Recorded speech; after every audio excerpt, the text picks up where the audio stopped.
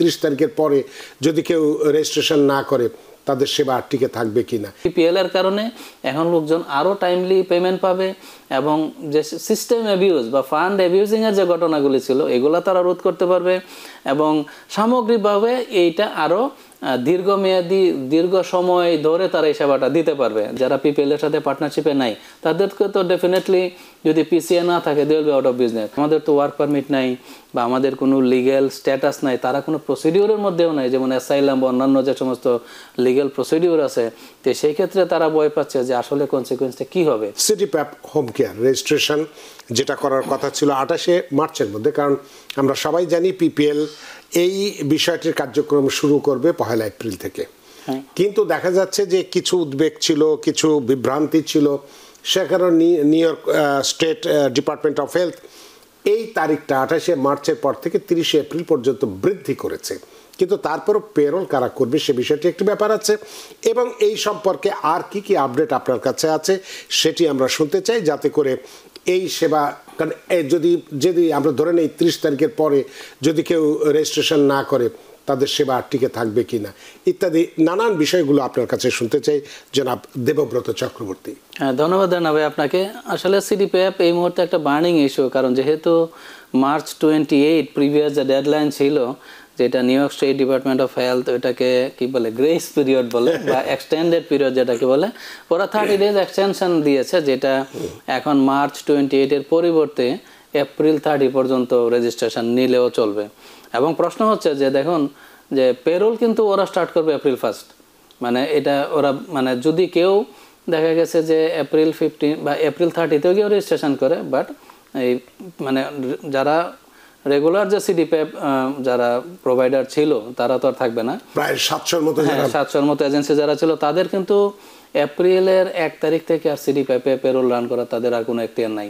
সেই ক্ষেত্রে ম্যান্ডেটরি সেটা রান করবে পিপিএল, এবং সেই ক্ষেত্রে পিপিএল বলতেছে যদি কোনো কারণে কেউ রেজিস্ট্রেশন নাও নিতে পারে এই এপ্রিল 30-র মধ্যে, বা ধরুন কেউ ডিলে রেজিস্ট্রেশন নিল, সেই ক্ষেত্রে তাদের পেমেন্টটা ডিলে হবে, বাট তারা ব্যাকলগে এপ্রিল 1 থেকে পেরোলটা তারা চালু করবে। আরেকটা ছোট্ট বিষয় বলে রাখতেছি যে আমরা তো সিডিপিএফ নিয়ে আজকে ডিটেলস আলোচনা করবো, বাট পাশাপাশি আমরা বেশ কিছু ফোন কল পাচ্ছি যে ইদানিং যেটা সবার মুখে মুখে মানে আমরা শুনতেছি যেটা যে আইআরএস এর তথ্য ভান্ডারে যে অ্যাক্সেস চেয়েছে, অনেকেই মানে উদ্বিগ্ন, বিশেষ করে যারা আইটিআইএন, যাদের ওয়ার্ক পারমিট নাই, যারা ধরেন লিগেলি স্টে করতেছে না বা স্টিল তারা ট্যাক্স দিয়ে যাচ্ছে একটা ভবিষ্যতে একটা বেনিফিটের আশায়, সেই ক্ষেত্রে তারা ভয় পাচ্ছে যে আমাদের তো ওয়ার্ক পারমিট নাই বা আমাদের কোনো লিগ্যাল স্ট্যাটাস নাই, তারা কোনো প্রসিডিউরের মধ্যেও নাই, যেমন অ্যাসাইলাম বা অন্যান্য যে সমস্ত লিগ্যাল প্রসিডিউর আছে, তো সেই ক্ষেত্রে তারা ভয় পাচ্ছে যে আসলে কনসিকুয়েন্সটা কি হবে, যে তারা কি এই ক্ষেত্রে ডিপোর্টেশনের কোনো ভয় থাকবে নাকি, যা অনেকে আবার বলতেছে যে ট্যাক্স ফাইল তাইলে এবার আর করবোই না।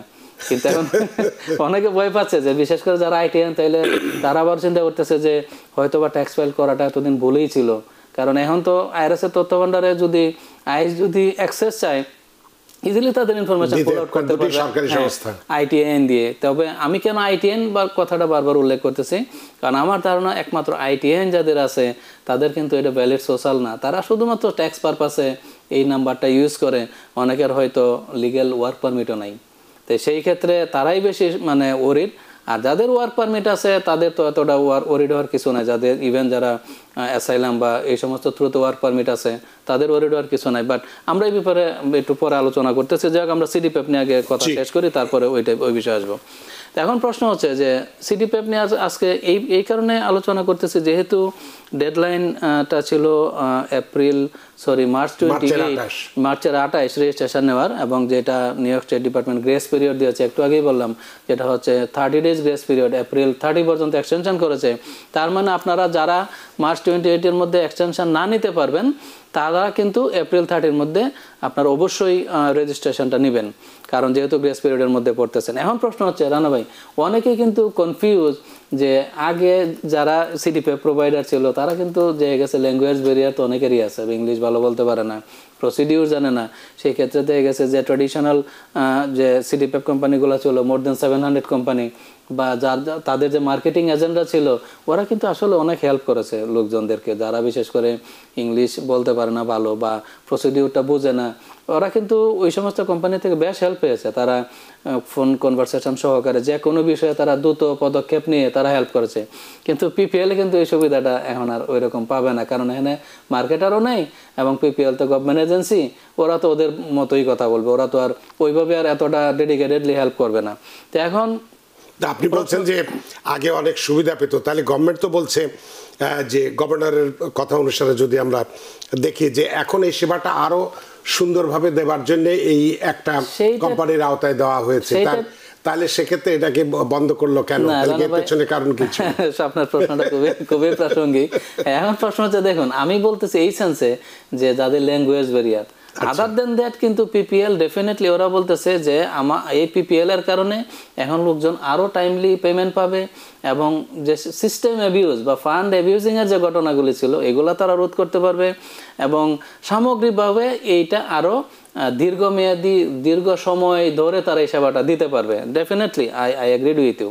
কিন্তু আমার প্রশ্ন হচ্ছে যে যারা বিশেষ করে ল্যাঙ্গুয়েজ ব্যারিয়ার আছে, যারা হয়তো ইংলিশ এতটা পারদর্শী না, তারা কিন্তু দেখা গেছে যে পূর্বে যারা মার্কেটার ছিল বা এজেন্সি যারা ছিল তারা ডেডিকেটেডলি মানে দেখা গেছে যে ফোন কল দিলে হয়তো বাসায় গিয়ে হেল্প করা, মার্কেটাররা হেল্প করছে, ওই রকম তারা সুবিধা পেত। কিন্তু এই পিপিএল এ যাওয়ার ফলে ওরা কিন্তু আর এই হেল্পটা এখন আর করবে না, কারণ they will not get any benefit. তো সেই ক্ষেত্রে যদিও পিপিএল আগেই কিন্তু ওরা মানে যারা সিডিপি মানে আরেকটা বলে রাখি, মোর দেন আই থিঙ্ক 250,000 পিপল মানে নিউ ইয়র্ক সিটিতে কিন্তু এই সিডিপি সেবাটা পাচ্ছে, নিউ ইয়র্ক স্টেট বলেন। তো এখন এই যে 250,000 ওরা পিপিএল কিন্তু প্রত্যেকের সাথে যোগাযোগ করছে, ওরা আপনাকে ইমেইল পাঠাচ্ছে, ইভেন তারা চিঠিও দিয়েছে। আমি দেখছি যে চিঠিতে স্পষ্ট লেখা আছে যে মার্কেটে অনেক রিউমার আছে, অনেক বিভ্রান্তি আছে, আপনারা এগুলো বিভ্রান্ত হবেন না, আমরা রিয়েলি আমরা আপনাকে হেল্প করব, যে কোনো হেল্প লাগে আমাদের এই ডেডিকেটেড নাম্বার আছে, আমাদেরকে ইমেইল করতে পারেন, ফোন করতে পারেন। কিন্তু এই যে যারা এই রিউমার ছড়াচ্ছে এগুলোতে বিভ্রান্তি হবেন না। তারা চিঠি দিচ্ছে, ইমেইল দিচ্ছে এবং ওরা কিন্তু লিঙ্ক দিয়ে দিয়েছে যে কোথায় গিয়ে আপনি রেজিস্ট্রেশন করবেন। তার মানে আপনি যদি কম্পিউটার অপারেট করতে জানেন, ওদের যে লিঙ্ক আছে, লিঙ্কে গেলেই কিন্তু আপনি রেজিস্ট্রেশন করতে পারেন, নাথিং ডিফিকাল্ট এবং ইজি প্রসেস, আপনি রেজিস্ট্রেশন করে নিতে পারেন। আমার মনে হয় ইজ বেটার, ইভেন আপনি ফোনে করতে পারেন। রেজিস্ট্রেশন যে করার কথা বলছেন, এইটা করার জন্য কি কি বিকল্প রাস্তাগুলো আছে? যে হ্যাঁ বলি যে এই রেজিস্ট্রেশন করার জন্য ওরা কিন্তু প্রত্যেককে ইমেইল দিয়েছে উইথ লিঙ্ক, কোন লিঙ্কে গিয়ে আপনারা রেজিস্ট্রেশন করবেন। আপনারা এই লিঙ্কে ক্লিক করার সাথে সাথে আপনাকে ওদের পিপিএল এর সাইটে আপনাকে নিয়ে যাবে। নিয়ে যাওয়ার পরে আপনি step by step just registration procedure follow করবেন, just basic information, medical information, তারপর আপনার পার্সোনাল যা যা আছে এই সমস্ত এই যে প্রাইমারি কেয়ার প্রোভাইডারকে তারা ডিটেলস ইনফরমেশন নিয়ে যাবে, ব্যাকআপ কেয়ার গিভারকে এখানে কেয়ার গিভারের ইনফরমেশন দিতে হবে, ব্যাকআপ কেয়ার গিভার ইনফরমেশন আর পার্সোনাল যে সমস্ত ডিটেলস এগুলো তো আছেই। তো এখন প্রশ্ন হচ্ছে যে না, সেটা তো হচ্ছে যে ইনফরমেশন, কিন্তু তারা রেজিস্ট্রেশনটা কোথায় করবে? যে পিপিএল এর কাস্টমার সাপোর্ট সেন্টারে কল করে করতে পারে, এটা দুইটা অপশন, অনলাইনে রেজিস্ট্রেশন করতে পারে, বা ফ্যাসিলিটেটর যারা আছে তাদের মাধ্যমে করতে পারে। তাদের অপশন হচ্ছে যে আপনি যদি ফোন দেন, ফোনেও পিপিএল এর সাথে রেজিস্ট্রেশনটা করতে পারেন। সেকেন্ড হচ্ছে তারা অনলাইন রেজিস্ট্রেশনের জন্য লিঙ্ক পাঠিয়েছে, ওই লিঙ্কে ক্লিক করলে আপনাকে ওদের পিপিএল এর সাইটে নিয়ে যাবে, আপনি লিঙ্ক থ্রুতে আপনি করতে পারেন। এবং এই দুইটাই আমার মনে হয় যে বেস্ট অপশন। এবার দেখা যাচ্ছে রেজিস্ট্রেশন সেশনে যেটা অংশগ্রহণ করার ক্ষেত্রে সরাসরি বা ভার্চুয়াল সেশনে যোগ দিয়েও এটা রেজিস্ট্রেশন করা যাবে। হ্যাঁ, সেটাও করা যাবে, সেটাও করা, যেটা আরো সহজ ব্যাপার। হ্যাঁ, সেটা আরো সহজ ব্যাপার। তার মানে রেজিস্ট্রেশন আপনারা চাইলেই করতে পারবেন, এটা কোনো জটিল প্রসেস না এবং অনেকেই করে ফেলেছে ইতিমধ্যে অনেকেই করেছে বা অনেকেই কি বলে করার জন্য হয়তো প্রস্তুতি নিচ্ছেন। তো যাই হোক, গুড নিউজ হচ্ছে এটাই যে মার্চের 28 তারিখ ডেডলাইনটা এক্সটেন্ডেড হয়েছে, সেই ক্ষেত্রে আপনাদের এত ডরি হওয়ার কিছু নাই। 30 এপ্রিল, হ্যাঁ 30 এপ্রিল 30 ডেজ গ্রেস পিরিয়ড। তো এখন প্রশ্ন হচ্ছে যে রানা ভাই, যে এতক্ষণ আমরা যে সময় আলোচনা করলাম, স্টিল লোকজন কিন্তু কনফিউজে আছে যে তারা অনেকেই কিন্তু ইতিমধ্যে পিসিএ লাইসেন্সও নিয়ে নিয়েছে, বিকজ হোম কেয়ার কোম্পানিগুলা যেহেতু আউট অফ বিজনেস, মার্কেট থেকে চলে যেতে হবে পিপিএল এর কারণে, সিডিপি প্রোভাইড করতে পারবে না। বিশেষ করে যারা লিস্টিং কোম্পানিতে নাই, যারা পিপিএল এর সাথে পার্টনারশিপে নাই, তাদেরকে তো ডেফিনেটলি যদি পিসিএ না থাকে they will be out of business. তো সেই ক্ষেত্রে অনেকেই কিন্তু পিসিএ লাইসেন্স নিয়ে ফেলেছে অলরেডি, তারাই ফোর্সফুলি মানে করিয়েছে লেক্সা যেটা। তো এখন প্রশ্ন হচ্ছে যে অনেকেই কনফিউজ, আমরা অলরেডি লাইসেন্স নিয়েছি, এখন আবার পিপিএল এ যদি যাই আবার কি সমস্যা হবে, রেজিস্ট্রেশন নিব কিনা, তারা স্টিল কনফিউজ।